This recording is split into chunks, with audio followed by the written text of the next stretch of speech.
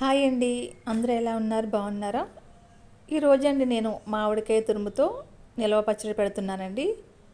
ఈ పచ్చడి అన్నంలోకి, ఇడ్లీలోకి, రైస్లోకి చాలా బాగుంటుందండి. ఒక మామిడికాయ తీసుకున్నాను, నీట్గా కడిగేసి ఆ తర్వాత అండి ఆరబెట్టేసుకుని చెక్ తీసుకునండి ఇలా తురుము తీసుకోవాలి. ఈ పచ్చడి ఎలా చేసుకుంటే చాలా బాగుంటుందండి. అప్పుడప్పుడు చేసుకోవచ్చు, పెద్ద శ్రమే ఉండదు. ఆ తర్వాత అండి ఒక ప్లేట్లోకి తీసుకుని ఒక గిన్నెలోకి వేసుకునండి 1 స్పూన్ మెంతిపిండి, 1 స్పూన్ ఆవపిండి, పావు కప్పు కారం వేసాను,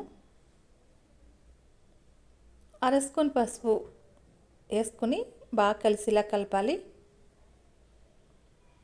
ఆ తర్వాత అండి సరిపోయిన ఉప్పేసి ఒక ఎల్లుల్లిపాయ తీసుకునండి రెబ్బలు తీసి ఇలా దంచి ఆ పేస్ట్ వేసానండి. మళ్ళీ ఇంకొకసారి బాగా కలిసేలా కలుపుకొని ఒక చిన్న గ్లాసుడు వేరుశనగ నూనె పోసాను. ఇంకొకసారి బాగా కలిసేలా కలుపుకొని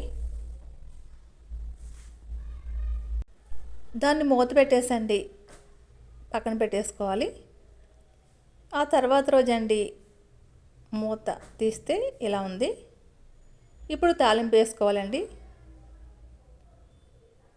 కరివేపాకు, ఎండుమిర్చి, ఆవాలు, వెల్లుల్లి రెబ్బలు, ఒక 5-6 స్పూన్లు నూనె పోసుకొని వేరుశనగ నూనె అండి తాలింపు వేసుకోవాలి. ఆ తాలింపు అంటే చల్లారిన తర్వాత అప్పుడు ఈ పచ్చళ్ళు వేసుకోవాలండి. వేసుకుని బాగా కలిసిలా కలుపుకున్న తర్వాత